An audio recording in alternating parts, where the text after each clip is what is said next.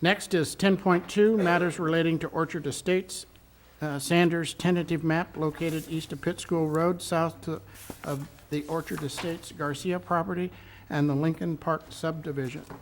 And this is a quasi-judicial hearing, and I'll turn it over to Mr. Dowswell. Jack, I'm going to have to recuse myself. I live within 500 feet of that property. Okay. Jack, I had him check to see if I lived within that period. You're all right. And I'm okay. 551. 501. No, I don't know. No, I just...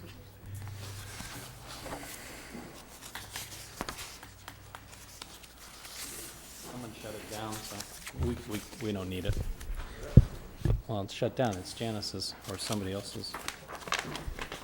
Good evening, Mayor and Council. What you have before you are two actions, both involving the Orchard Estates Sanders subdivision, which is part of the Southwest development.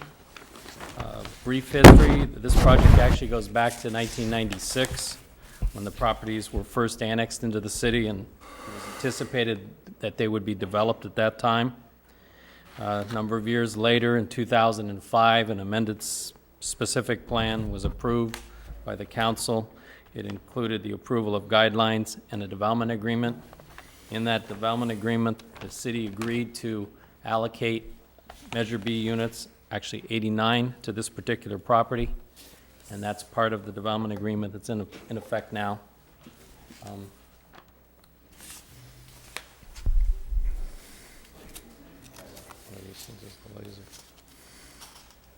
Forget it.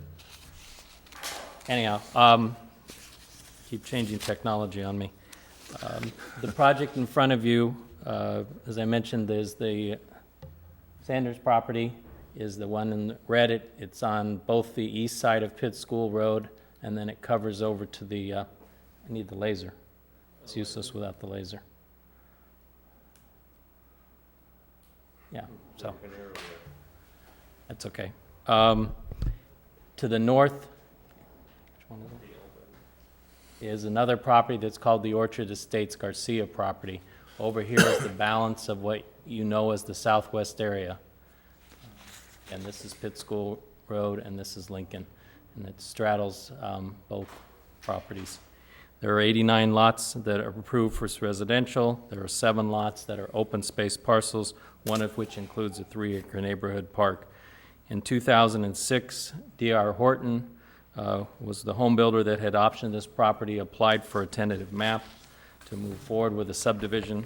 And after moving initially forward with the project, they decided to abandon the process, and Mr. Sanders decided to move forward with the application on his own. So he sort of took over the role as an applicant. The map that you had included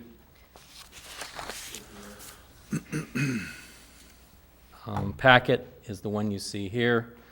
To point out to the council, this is the open space park parcel. This is the future Southwest Fire Station site. And again, these are the 89 lots. And there's some small, very remnant open space parcel here, open space parcel here that links the Garcia subdivision, which is to the north, to this property here. And similarly, there's some other smaller open space parcels.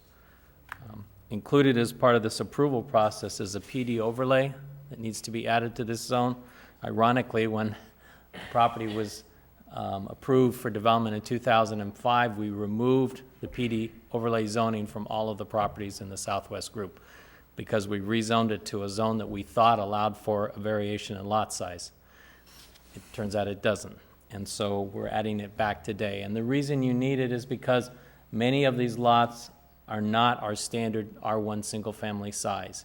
And because the development plan calls for a variety of housing types within the Southwest group, some of the lots are designed to accommodate a different type of housing product. And in this case, D.R. Horton, which Mr. Sanders has decided not to change, proposed a series of what are called duet lots. And those lots are considerably smaller than the standard that's required for R1.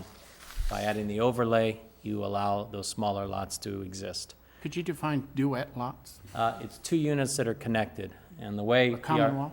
Yes, the way D.R. Horton had actually proposed it is one unit would front on this street and the other unit would front on the other street. So except for that one common wall, they would look like two individual units.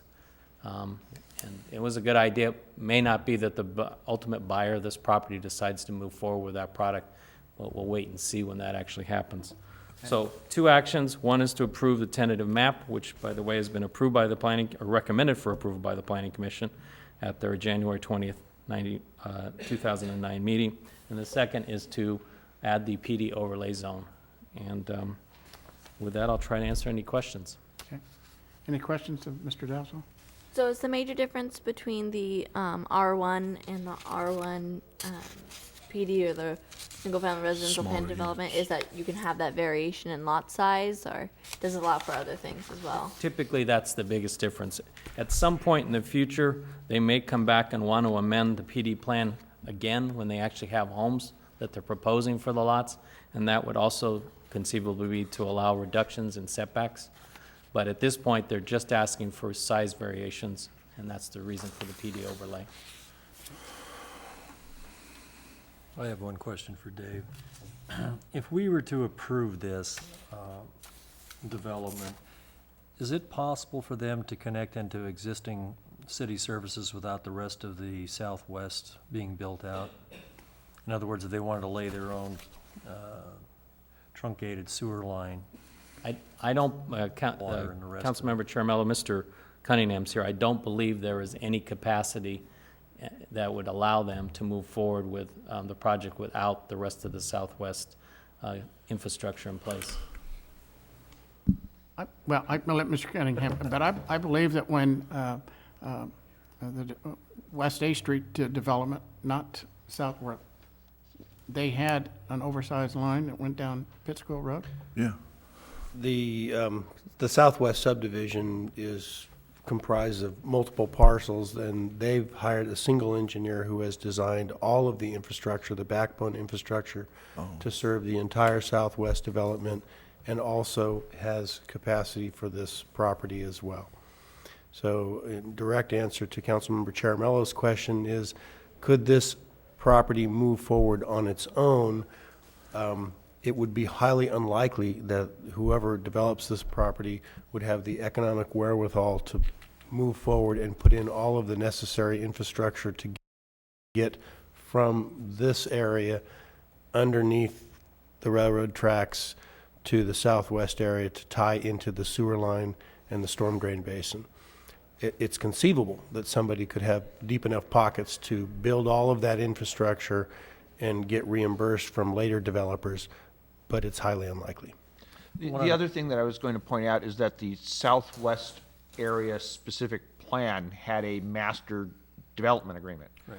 And that master development agreement, which also covers this property, requires that what that DA defined as the major public improvements, which basically are the improvements that Mr. Cunningham is talking about, that all of those actually be installed prior to the issuance of a building permit on any of the Southwest, including this property.